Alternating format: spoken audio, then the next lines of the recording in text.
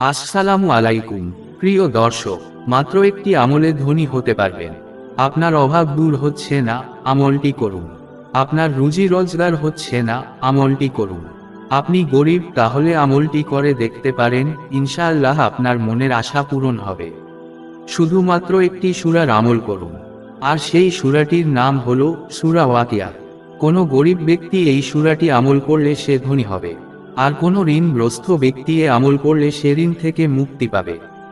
আর যে ব্যক্তির রুজি রোজগারে বরকত হচ্ছে না, সে যদি এ আমল করে তার রুজি রোজগারে বরকত হবে। চলো জেনে নিয়ে সূরার পাঠের ফজিলত। সূরা আল ওয়াকিয়ার নামের অর্থ নিশ্চিত ঘটনা। এটি পবিত্র কোরআন শরীফের 56তম সূরা। এই সূরার আয়াত সংখ্যা 96, রুকু আছে 3টি।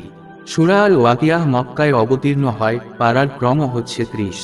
মহানবী সাল্লাল্লাহু আলাইহি ওয়াসাল্লাম বলেন, যে ব্যক্তি সূরা ওয়াকিয়াহ পাঠ করবে সে কখনো ক্ষুধায় কষ্ট ভোগ করবে না।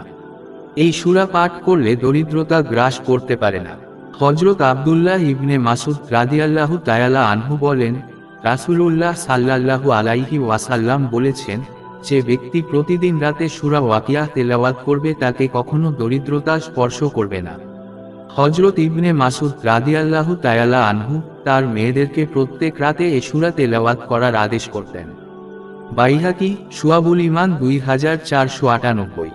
হযরত ইবনে মাসউদ মৃত্যুর আগে বলেন, তাদের ইবনে মাসউদের সন্তানদের জন্য আমি সূরা ওয়াকিয়াহ রেখে গেলাম।